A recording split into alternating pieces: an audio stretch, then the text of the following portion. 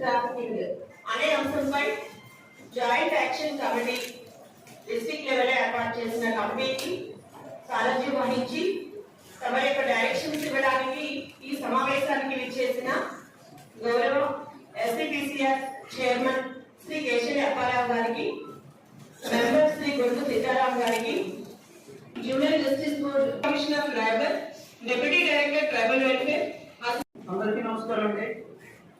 నా పేరు కేశరి అప్పారావు అండి. నేను AP state child rights commission chairperson Amaravati నుంచి రావడం జరిగింది. అయితే ఈరోజు ఈ సమావేశాన్ని సమీక్షని పెట్టడానికి ముఖ్య కారణం ఏంటంటే, గత నెల రోజుల నుండి చూస్తున్నాం రాష్ట్రంలో విపరీతంగా బాడీ మీద లైంగిక వేధింపులు జరుగుతున్నాయి. దానికి కారణాలంటే ఇదివరకు మనం సోషల్ మీడియాలో లేకపోతే సెల్ ఫోన్స్ లేకపోతే మద్యం మొత్తం అది అనుకున్నాం. దానికి తోడు ఈరోజు డ్రగ్స్ ఒకటి యాడ్ అయ్యాయి. దాన్ని మనం పూర్తి స్థాయిని ఈ రోజున నిరోధించకపోతే భవిష్యత్తు మొత్తం దేశం కానీ రాష్ట్రం కానీ మన కుటుంబం కానీ అంతా కూడా చిన్నాభిన్నం అయిపోతున్న ఉద్దేశంతో మన కేంద్ర ప్రభుత్వం మన లాస్ట్ మంత్ 30వ తేదీన ఢిల్లీలో ఒక సమీక్షా సమావేశం నిర్వహించడం జరిగింది.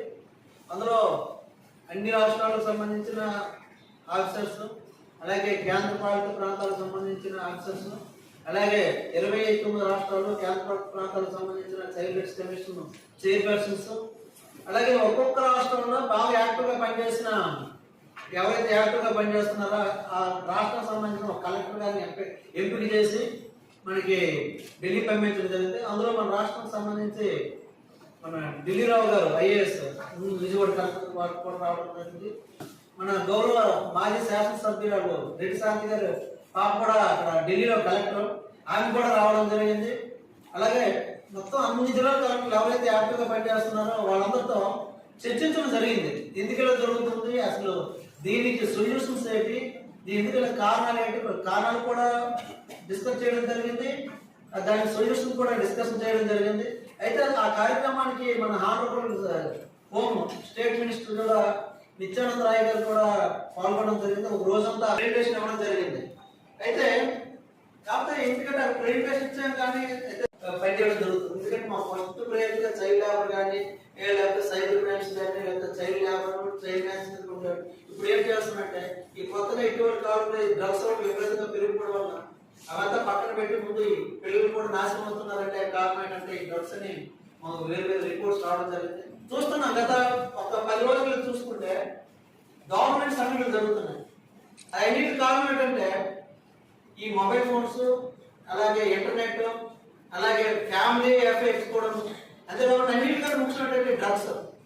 ఈ మొత్తం వాళ్ళు దీంట్లో ఏం చేస్తున్నారు, ఎవరు ఏం చేస్తున్నారు, నాట్ ఓన్లీ నెక్స్ట్ బ్రదర్స్ కూడా సిస్టర్స్ మీద రకరకాలు చేస్తున్నట్టు అన్నిటికి కారణం ఏంటంటే ఒక పక్క 50% మద్యం, అలాగే సోషల్ మీడియా, అలాగే ఇంటర్నెట్ అయితే ఇంకో 50% డ్రగ్స్. ఆ డ్రగ్స్ వెచ్చలు ఈ రోజు దొరుకుతుంది. ఎక్కడ చూసినా డ్రగ్స్. ఈరోజు అమ్మాయిలు కానీ అలాగే వయసు ఉన్న యువతంతా కూడా అమ్మాయిలు అబ్బాయిలు విపరీతంగా డ్రగ్స్ వాడడం రకరకాలుగా ఆనందాలకు గురవుతున్నాయి. ఈ నేపథ్యంలో మన రాష్ట్రంలో ఏం చేస్తే బాగుంటుంది అనేసి మేము రాష్ట్ర పార్లమెంట్ కమిషన్ అంతా కూడా చైర్పర్సన్ కానీ మా శాసనసభ్యుల నలుగురు కూడా డిస్కస్ చేయడం జరిగింది. బాగుంటుంది ఆ ఉద్దేశంతో నేపథ్యంలో మొట్టమొదటిసారి విశాఖపట్నంలో స్టార్ట్ చేయడం జరిగింది. అలాగే విజయనగరంలో కూడా తర్వాత చేయడం జరిగింది. నిన్న పార్టీ భవన్లో నేను కంప్లీట్ చేయడం జరిగింది. ఇంత జనాలు కమిట్మెంట్ ఈ డ్రగ్స్ ని ఎలా నియంత్రించాలి, ఎలాగైనా దురసంక్రమణ నిజంగా ఆర్డర్ కూడా ఫుల్ అయింది. నేను కూడా ఇందులో మిగతా జిల్లాలో చేస్తుంది 50% కూడా లేదు.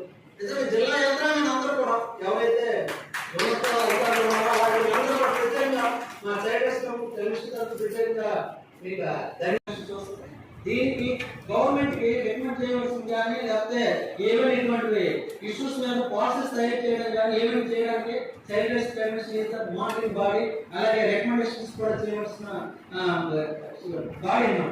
దీనికి చట్టబద్ధమైన రాజ్యాంగబద్ధమైన అధికారులు బాధ్యతలు కలిగిన కమిషన్ ఇది. అందుకోసం మీరు ఏం చేస్తారంటే, ఎందుకంటే ఈరోజు మీరు గ్రాస్ రూట్ లెవెల్ పనిచేస్తారు. మీరేదో గ్రాస్ రూట్ లెవెల్ లో పనిచేస్తారు కాబట్టి మీకే మాకంటే ఎక్కువ బాగా తెలుస్తాయి. కాబట్టి ఈ ప్రాబ్లమ్స్ ఎందుకు ఇలా జరుగుతున్నాయి మీరు చెప్పాల్సిన బాధ్యత మీకుంది. అలాగే సొల్యూషన్స్ కూడా, ఎందుకంటే ప్రాబ్లమ్స్ మీరే చెప్పండి, సొల్యూషన్స్ కూడా మీరే చెప్పండి. మీరు దురదృష్టవశాత్తు అక్కడ వరద ఎక్కువ ఉండడం వల్ల కొన్ని రోజులు పోస్ట్పోన్ చేయడం జరిగింది.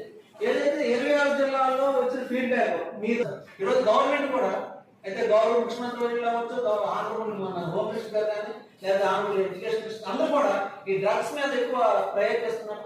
ఒక 100 రోజులు దీని మీద 100 రోజులు యాక్షన్ ప్లాన్ తయారు చేయాల్సి ఇలాంటి ఎవరైతే సమీక్ష సమస్యల మీద ఒక ఫీడ్బ్యాక్ ఒక రిపోర్ట్ వస్తుందో ఆ రిపోర్ట్ వచ్చినప్పుడు కూడా దాన్ని మనం గవర్నమెంట్ కి రిపోర్ట్ చేస్తాం. ఇక్కడ కూడా ఈ జిల్లాలో కూడా మేము అధికారులు ఉన్నారు ఉంటుంది. ఈరోజు మేము అదే చెప్తాము, హాస్టల్లోని జరగకుండా అసాంఘిక కార్యక్రమం హాస్టల్ కంటే తండ్రి నుండి కుటుంబం నుండి బయటకు వచ్చేస్తారు. ఫ్రీడమ్ అన్నమాట.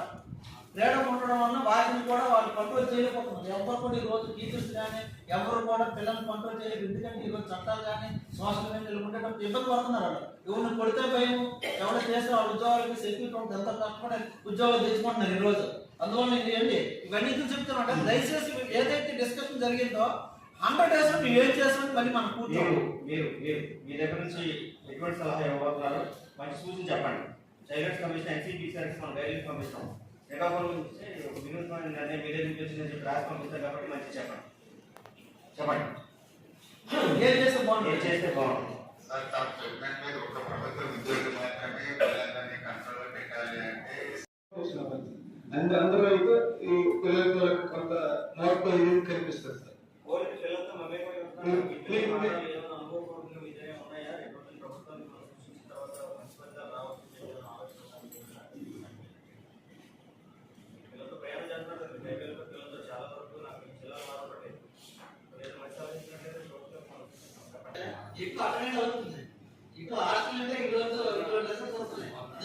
చాలా పిల్లలతో డిపార్ట్మెంట్ వాళ్ళు ఎన్ఫోర్స్మెంట్ వాళ్ళు ఉంటారు. ఆ పిల్లలతో ఎడ్యుకేషన్ డిపార్ట్మెంట్ ఒకటి నేను ఒకటి అందుకోసం డిస్కషన్ చేస్తాం. మొన్న ఆయననే చూసినప్పుడే ఒక దేవి చనిపోయాడు. ఎన్ని జరుగుతాయి, ఏం జరుగుతున్నాయి, ఒక వయసులు, ఒక వేడలేదు, ఒక బాత్రూమ్తో వాడలేదు, ఒక అంటారు ఆడపిల్లలు చూడండి చూస్తున్నామని ఎవరు కాబట్టి చెప్తున్నాను. గురువారం ఇక్కడ డిగ్రీ కాలేజ్ వెళ్ళి ప్రిన్సిపల్ గారిని కూడా రిక్వెస్ట్ చేశాను సార్. మొబైల్ ఫోన్ యూజ్ చేసే దాంట్లో ఈ డ్రగ్స్ మీద కౌన్సిలింగ్ ఇచ్చేటప్పుడు మా పిల్లల్ని కూడా కొంచెం కేర్ తీసుకోమని అయితే రిక్వెస్ట్ చేశాను. ఓకే మీరు అదే డిపార్ట్మెంట్ అన్నింటి వర్క్ స్టాఫ్ రిపోర్ట్ అంటే వార్డెన్స్ కి మేము రిక్వెస్ట్ చేస్తుందంటే 6వ తరగతి పిల్లడు ఆలోచన వేరే ఉంటుంది, 10వ తరగతి పిల్లడు ఆలోచన వీళ్ళంతా మిక్స్ అయ్యాడు. 6వ తరగతి 6వ తరగతి రూమ్ లో పెట్టండి, 10వ తరగతి వాళ్ళు 10వ తరగతి రూమ్ లో పెట్టండి. ఎందుకంటే అక్కడ ఏమవుతుందంటే అందరికీ ఒకదే ఒక సాయంత్రం వేసి రకరకాల డిస్కషన్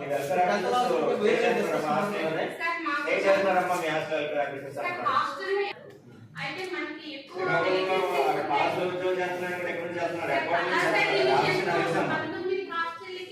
నలుగురికి హెచ్డబ్ల్యూ రెగ్యులర్ ఉన్నారు సార్. మిగిలినంతా కూడా ఇన్ఛార్జ్ పెట్టాము సార్ వాళ్ళకి. అయితే మాకు ప్రాబ్లం అయితే హెచ్డబ్ల్యూ వేకెన్సీస్ ఉన్నాయి sir. Class 4 vacancies sir. HW 44 vacancies ఉన్నాయి సార్. క్లాస్ 4 34 వేకెన్సీస్ ఉన్నాయి సార్.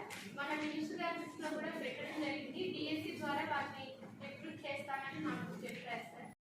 పిల్లలు సార్ రెస్క్యూ చేస్తాం sir. Run away from home చిన్న పిల్లలు sir 14 years 10 years love and sir పెళ్లి చేసుకుంటారండి సార్. ఎంత సొసైటీ ఎలా చేంజ్ అయిపోయిందో అర్థమవుతుంది సార్.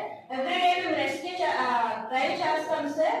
సో ఇక్కడ ఈ రోజు నుంచి ఏవైతే క్రైమ్ సంబంధించి రైల్వేలో అవేర్ చేస్తున్నామోతో పాటు డ్రగ్స్ కి సోషల్ మీడియాకి సంబంధించి పిల్లల గురించి కూడా మేము ప్యాసింజర్స్ తో ఇంటరాక్ట్ అవుతాం సార్.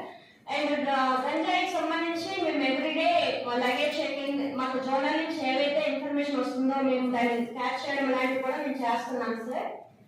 Thank you sir. కూడా ట్రైన్ లో వెళ్దాం సార్, రైడ్ చేస్తాము. అక్కడ ఏంటంటే 20 minutes టైం ఉంటుంది. దాంతో పాటు వాళ్ళు రెస్క్యూ చేయడం వెరిఫై చేయాలి కదా సార్. ఆధార్ కార్డ్ ఏ సార్ అది మన శ్రీకాకుళం నుంచి స్టార్ట్ అవుతుంది సార్. గౌహతి ఏరియాలో మేము డైలీ అవేర్ చేస్తాం సార్. దాంతో పాటు ఈ విషయం సంబంధించి కూడా పేరెంట్స్ కి తెలియజేస్తాం. వీళ్ళు రెస్క్యూ ఆపరేషన్స్ చేసేటప్పుడు వీళ్ళకి ఎలాంటి ఐడి కార్డ్స్ కానీ ఏవి కూడా రెవెన్యూ డిపార్ట్మెంట్స్ నుంచి లేవు. దాని వలన వీళ్ళు ఆ టైంలో వీళ్ళు వెంటనే ట్రైన్ ఎక్కి వెళ్ళిపోయిన తర్వాత వీళ్ళు ఆ ఎమర్జెన్సీ కండిషన్స్ లో టికెట్ తీసుకునే ఆలోచన అలాంటి అక్కడ ఉండదు సార్. అక్కడ ఇబ్బంది పడుతున్నారు. వాళ్ళ మధ్యలో దింపేయడం వల్ల ఈ రెస్క్యూ ఆపరేషన్ మధ్యలో ఫెయిల్ అవుతుంది. మాట్లాడి ఆ లిస్ట్ ఇస్తూ వాళ్ళకి ఒక ఐడి కార్డు పెట్టి ఏర్పాటు చేస్తారు. దానికి సంబంధించి వాళ్ళకి అవగాహన కల్పించడం అనేది జరుగుతుంది. అన్నింటికంటే ముఖ్యం ఏంటంటే ఈ రోజు ఎక్కువ జనాలతో లేకపోతే పబ్లిక్ తో పనిచేస్తుంది డిఆర్డిఎన్ కర్మ వాళ్ళు పనిచేస్తారు. ఈ రోజు ఎక్కువ నాకు తెలిసినంత వరకు బయట అందరూ కూడా విలేజ్ లో కానీ అర్బన్ కానీ అందరూ కూడా ఆడపిల్లలు అందరూ కూడా కంపల్సరీ గా గ్రూప్ లో ఉంటారు. ఈ రోజు మనం ఏం చేస్తున్నామంటే ఎంత వచ్చింది, లీకేజ్ ఎంత వచ్చింది, ఇంట్రెస్ట్ ఎంత వచ్చింది, ఏ వ్యాపారం చేస్తుంది తప్ప ఒక్కరు కూడా వీటి మీద డిస్కస్ చేయట్లేదు. ఒకసారి మీరు ఏం చేస్తారంటే మండల స్థాయి మీటింగ్ లో కానీ వివో మీటింగ్ లో కానీ కంపల్సరీగా మీరు ఎజెండా పెట్టుకోమండి. ఎందుకంటే ఈ రోజు అందరి పిల్లలు ఇప్పుడు ఎక్కడో ఆకాశం రావాలి తప్పు పెట్టలేదు. ఈ రోజు ఎవరైనా విక్టిమ్స్ మీ దగ్గర ఉంటారో అలాగే ఎక్యూజ్డ్ కూడా మీ దగ్గర ఉంటారు, అంతే కదా. ఆ గ్రూప్ మెంబర్స్ కూడా ఉంటుంది. వాళ్ళని పూర్తి స్థాయిలో ఎలాగైనా ఉంటుంది ఇలా ఉంటుంది, రేపు పొద్దున మన ఫ్యామిలీ ఉంటుంది. దానికి పూర్తి స్థాయిలో మండలంలో మాత్రం కంపల్సరీగా దీని మీద ఒక ఎజెండా పాయింట్ పెట్టుకోండి. మీరు నెక్స్ట్ కూడా రూరల్ వర్క్ అయితే పక్కన పెట్టండి. అర్బన్ లో ఎక్కువ అయితే ఇటువంటి కేసులు రిపోర్టింగ్ అవుతున్నాయి. ఎక్కువ బెగ్గింగ్ చేయడం ఈ రోజుల్లో ఎక్కడ చూసినా అర్బన్ లో బెగ్గింగ్ విపరీతంగా ఉన్నారు. మేము పోలీస్ ఆఫీసర్స్ కూడా రిక్వెస్ట్ చేస్తున్నాం. అలాగే మీకు కూడా మీకు ఎవరైతే ఉన్నారో సిఓస్ కానీ లేకపోతే సిఆర్పిఎస్ కానీ ఎవరైనా ఉంటారో అలాగే టిఎల్ఎఫ్ లో ఉంటారో ఎస్ఎల్ఎఫ్ లో ఉంటారు కాబట్టి వాళ్ళందరికీ అవేర్నెస్ చేయవలసిన అవసరం ఉంది. ఈ రోజు బ్యాకింగ్ అనేది చాలా ప్రమాదకరం ఉంటుంది, చాలా మాఫియా. ఆ బ్యాకింగ్ మాఫియాలో ఏడు జరుగుతుందో ఏటవుతుందో ఎవరికి తెలియదు. పిల్లలు కూడా ఏం చేస్తారంటే 8 గంటలు 7 గంటలు పిల్లలు లేవకుండా ఉండడానికి స్లీపింగ్ పిల్స్ ఇచ్చేస్తారు. చిన్నప్పుడు 6 నెలలు 3 నెలల పిల్లలకి ఒక దీంట్లో పెట్టి ఉదయం సాయంత్రం ఎండలో లేకుండా ఉండడానికి స్లీపింగ్ పిల్స్ 6 అవర్స్ 7 అవర్స్ లేవరు అనమాట. ఎంత వర్షం పడినా ఎంత అటువంటి వాళ్ళ జీవితాలు మైండ్ అంతా పోతుంది.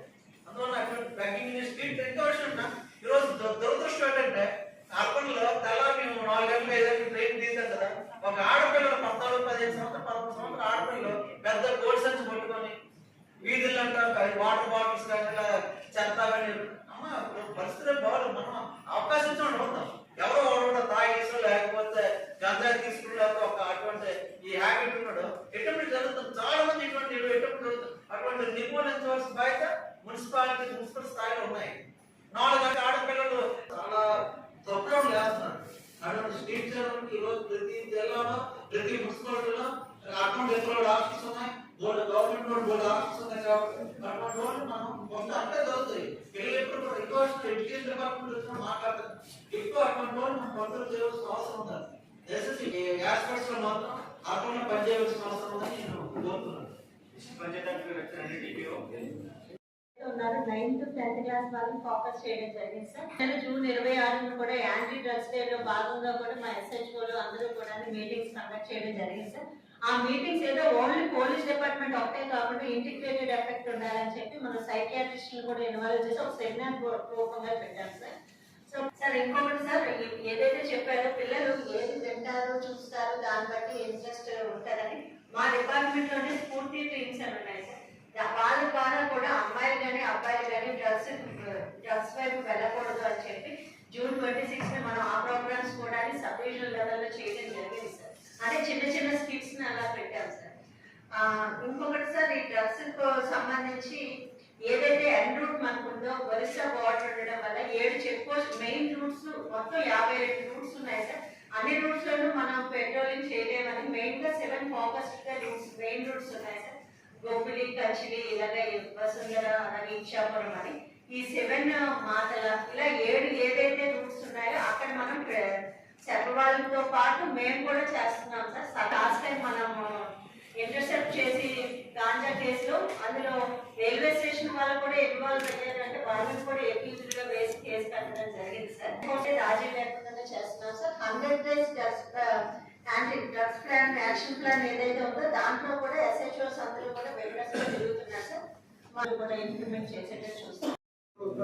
పిల్లలకి మంచి కథలు చెప్పి రాముడి కథ కృష్ణుడి కథ చెప్పి వాళ్ళ నైతిక బోధన చేసి సమాజం పట్ల, తల్లిదండ్రుల పట్ల, ఆడవాళ్ళ పట్ల, మగవాళ్ళ పట్ల ఒక గౌరవ భావం అనేది చిన్నప్పటి నుంచి వ్యక్తి ఒక వ్యవస్థ ఏదైతే ఉందో ఆ అది ఈ పోటీ ప్రపంచంలో అది మరుగుపడిపోవడం వల్ల అత్యంత ప్రమాదకరమైన విపత్తు ఇది దారితీస్తుంది.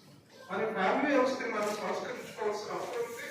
మన పిల్లలని మార్పులతో గౌరవం కాకుండా ప్రేమాభిమానాలతో వాళ్ళ యొక్క వ్యక్తిత్వాన్ని తీర్చిదిద్దడం కోసం చేసినట్టయితే ఈ పెనుభూతాన్ని ఇది మన కుటుంబానికే కాదు దేశం యొక్క అస్తిత్వానికి పెద్ద ప్రమాదం.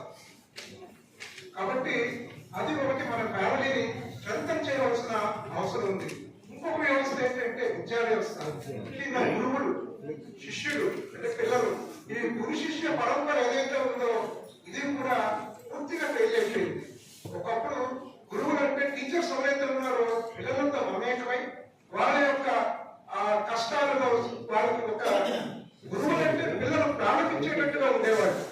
కానీ ఇప్పుడు గురువులు పిల్లలు చూసి భయపడే స్థాయికి వచ్చారంటే ఆ వ్యవస్థని కూడా నమస్కరించాల్సిన ఉంది. మన యొక్క సనాతన విలువలు ఏవైతే ఉన్నాయో ఆ విలువలు మీకు తెలుసు. బయట ప్రపంచంలో ఉన్న భారతీయులు విజయం సాధిస్తున్నారంటే కారణం ఏంటంటే ఈ ఫ్యామిలీ వ్యవస్థ వల్లే. అది అమెరికాలో కావచ్చు, వేరే వేరే దేశాల్లో కావచ్చు, వాళ్ళు అక్కడ ఆ దేశాల్లో విలువలని చాలా గర్వంగా చాలా ఎంత ప్రెస్టీజియస్ గా వాళ్ళు కాపాడుకుంటున్నారు. కానీ మన దేశంలో ఆ విలువలను మనం దాని యొక్క పట్టించుకోకపోవడం వల్ల ఈ యొక్క విద్యా వ్యవస్థలో గురువులు వారి పాత్ర పూర్తిగా పోషించలేకపోతున్నారు. ముఖ్యంగా రిక్రూట్మెంట్ హాస్టల్లో ఎవరైతే ఉన్నారో టీచర్స్ అండ్ హాస్టల్ వార్డెన్స్ ఎవరైతే ఉన్నారో వాళ్ళకి ప్రత్యేకంగా రిక్రూట్మెంట్ వ్యవస్థ ఏర్పడాల్సి ఉంటుంది. జనరల్గా ఉద్యోగం కోసం ఒక నౌకరీ కోసం కాకుండా వాళ్ళ రాబోయే తరాన్ని తీర్చిదిద్దేవాళ్ళు కాబట్టి వాళ్ళకి separate set of mind set తో ఉన్న యువతులు ఎంపిక చేయవలసిన అవసరం ఉంటుందని భావిస్తూ ఆ రకమైన స్క్రూటినీ విద్యా వ్యవస్థను మనం ఏర్పాటు చేయవలసిన అవసరం కూడా ఉంది. ఈ రకంగా ఒక మేధాపత్రం అనేది ఈ యొక్క పెనుభూతాన్ని ఎదుర్కోవాలంటే ఒక్కడే ఉన్న సాధ్యం కాదు. ఎంటైర్ మిషనరీ ఎంటైర్ యంత్రాంగం ఏదైతే ఉందో ఎవరి పాత్ర వాళ్ళు పోషించాల్సిన అవసరం ఉంటుంది. Among the youth, and this is a matter of concern, we pledge that we will cooperate in stopping the drug abuse. Any harmful about the ill effects of drug abuse by encouraging every person, especially the youth, members of the society. Today, we pledge that we will stay away from drugs. Create awareness about the ill effects of drug abuse and live a healthy life.